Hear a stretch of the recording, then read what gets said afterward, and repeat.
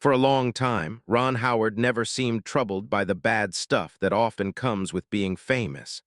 But behind his calm voice, his nice smile, and all his successes, he was fighting problems he never let anyone see. He only just told people the truth. He has sad memories, regrets that feel very heavy, and a family problem that has upset him more than any movie that failed. His quiet secret is finally out, and what Ron has said is much more serious than anyone thought. The heavy feeling he never talked about. Ronald William Howard's whole life has happened in front of cameras. It started on March 1st, 1954 in Duncan, Oklahoma. Long before he knew what being famous was, his parents, actor Rance Howard and actress Jean Spiegel, brought him into a world that mixed art with strict rules, hope with money problems, and being a kid with the tough demands of being in show business. When most little kids were just learning to talk, Ron was already acting in movies. When he was only 18 months old, he was in a movie called Frontier Woman. Without knowing it, he started a job that he would never really be able to leave. Not even many years later. The Howards moved to California in the late 1950s, following the new chance to be on TV, and Ron's life quickly stopped being normal. Scripts for shows were on the dinner table. His father did his army job and also went to try out for parts, and little Ron, who was still losing his baby teeth, was already learning his lines instead of learning to ride a bike with other kids. He only understood later what his early years were really like. He called that time a golden cage, which means it was safe but lonely, and he was stuck with jobs he didn't pick for himself. Everything became different on October 3rd, 1960, when the Andy Griffith Show first came on TV. Ron, who was just 6 years old, became Opie Taylor, the perfect picture of a good kid for the whole country. America felt like he belonged to them. But when the cameras were off, he was a quiet boy, doing his schoolwork in a small room near where they filmed the show. He could hear other kids playing outside while he had to study between scenes. His father worked hard to look after him. He argued about the scripts, helped him with his acting, and told him to never act cute, only to act real. That advice helped Ron become the artist he is, but it could not save him from the sad feeling of being everyone's child, but never really getting to be his own person. Those pressures built up quietly year after year. And now, many years later, Ron admits that those years hurt him in ways that never got better. Hurts that would stay with him when he grew up and would shake his own family life. The cost of being America's son. As Ron Howard became a teenager, everyone only saw his success. What they didn't see was how much the pressure hurt him. After the Andy Griffith Show ended in April 1968, Ron was 14, but he felt much older inside. He had spent 8 years living in a fake town, taken care of by adults who loved him, but he never got to have the wild fun most teenagers have. He went to school sometimes in real schools in Burbank and sometimes had quick lessons at the studio. He learned math while people working on the show walked past his desk. He ate lunch not with kids his age, but with Andy Griffith, Don Knotts, and the people who handled the props. And the small things showed the price. When they were making The Music Man in 1962, he was just 8 years old. He was very scared he couldn't learn a dance. He whispered to Shirley Jones, "I can't do it, Shirley." She made him feel better, and the movie hid his mistakes by only filming him from the waist up. Millions of people loved his shy acting, never knowing he was so afraid. Those secret worries became a part of him, making a young man who acted confident even when he wasn't.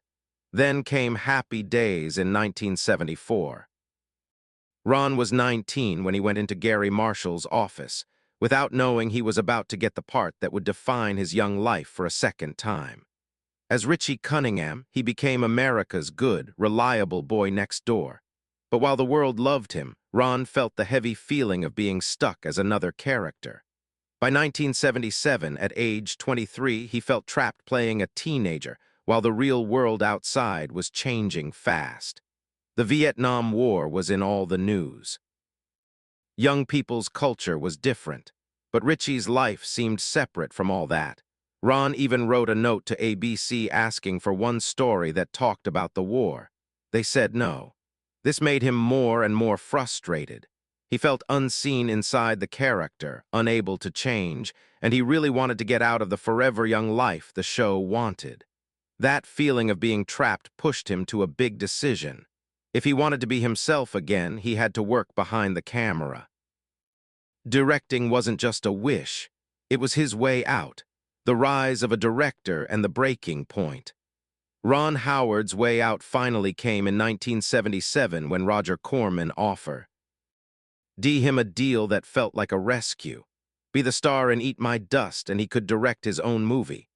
Ron said yes, not for more fame, but for freedom. That movie became Grand Theft Auto, a crazy car crash comedy he wrote with his father, Rance. They filmed it with very little money, wrecked 70 cars on camera, and it made $15 million. For the first time, Ron felt in charge. Real creative control, something acting never gave him. But being in charge had a cost. He worked very hard on every project, worrying about every little thing. He directed Night Shift in 1982, then Splash in 1984, then Cocoon, Willow, and Parenthood. Each one made people respect him more, but it also added to his worries. The success made movie studios believe in him, and that belief became a pressure he could never stop feeling. By the early 1990s, Ron was not the boy from Mayberry anymore. He was a powerful person in Hollywood who everyone expected to be perfect. In 1995, he started one of the hardest movies of his life, Apollo 13. He was determined to show respect to the astronauts, so he refused to take the easy way. The movie team filmed 612 scenes with no gravity on a special NASA plane, and each scene only lasted 23 seconds. They built the mission control room using real NASA parts they bought for $1 each. Every blinking light, every switch, every word the crew said had to be exactly right. Ron pushed himself too far. He worked 18-hour days for 90 days in a row, sleeping only a little between filming, refusing to make things easier or simpler. And then one morning, his body finally quit. He fell down on the set. He had serious lack of water, high blood pressure, and was completely exhausted. They stopped filming for 36 hours.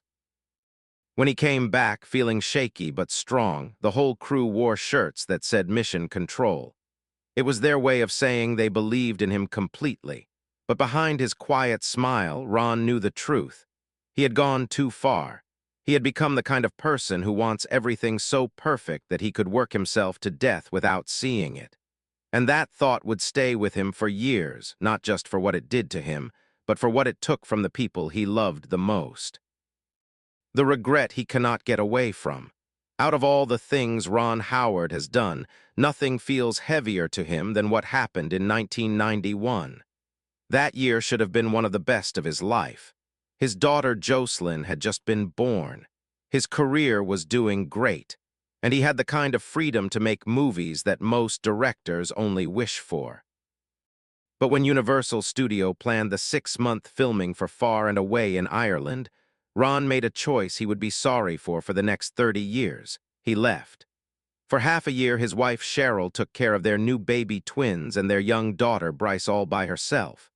Ron was far away, working through long days, script changes, problems with places to film, and pressure from the studio.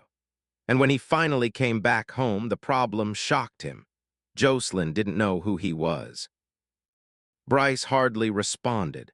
Cheryl was tired in a way that was hard to explain. In 2025, Ron said that moment broke his heart. He suddenly understood that being successful meant nothing if he lost the very people he wanted to share his life with. He promised he would never be gone like that again. But life doesn't always let us keep our promises. In 2005, while doing extra filming for Cinderella Man, he started doing the same thing again. Nights with no sleep, constant choices, missing important times with his family, missing memories. He came home once more to children who had gotten bigger while he was away, to a wife who held the family together with her own quiet strength. And Ron later said that this second mistake made him face what he had been avoiding since he was a kid. The feeling that he always had to say yes, always had to do more than people expected, always had to show he deserved the chances he got. It wasn't until their 50th anniversary in 2025, when he gave a bench to John Burroughs High School, the place where he first met Cheryl, that Ron finally said the truth out loud. He would give back every award, every popular movie, every prize if it meant he could have backed the weeks and months he missed with his children. And yet the hardest part of his story was still to come. The one fight he could not be in charge of, solve, or direct, the brother he might lose. While Ron Howard often talked with love about his wife and children, there was one relationship that was important to him long before Hollywood, long before marriage, long before awards. The strong, quiet connection he had with his younger brother Clint Howard. To everyone else, Clint was the funny, memorable actor who was in everything from Star Trek to Apollo 13. But to Ron, Clint was much more important. The only person who understood what it was like to grow up inside a machine that rarely cared how you felt as long as you were making movie. They started as kids on sets next to each other, passing in hallways with cables on the floor and the smell of bright lights. They were both making money before they knew how to spell the word, both acting before they really knew who they were. In a world that often wanted them to be perfect and grown up, Clint was the person who reminded Ron that he wasn't alone. They were brothers, people who worked together, and they saw each other grow up in a way no one else could. But being an adult was hard for Clint. During the 1980s, while Ron was making big movies, Clint fell into addiction. Cocaine and alcohol were pulling him down into a sickness that could kill him. Ron, feeling very sad and scared, gave him a final choice in 1990. Get better or we can't be brothers anymore. Clint chose to go to a place to get help, and by 2021, the brothers told the story in their book, The Boys, saying that being honest and loving each other saved Clint's life. Now, many years later, Ron is facing a fear he cannot escape. Clint has been fighting a very bad health problem. One Ron recently said is very hard and changes your life. The details are private, but Ron's voice shows what his words don't. This is not a small sickness. This is the kind of sickness that changes how a family lives, that makes days full of doctor visits and nights full of quiet worry. For a man who is used to stepping in, fixing problems, and changing how stories end, Ron suddenly can't do anything. He cannot tell them to stop filming. He cannot start the scene over. He cannot protect the brother who once protected him from feeling alone while being famous. And for the first time in a very, very long time, Ron admits he is scared. Not scared of failing, not scared of people who criticize him, but scared of losing the one person who has been with him through every part of his life. What he finally said out loud. As Clint's health got worse, Ron Howard found himself facing a truth he had been avoiding for years.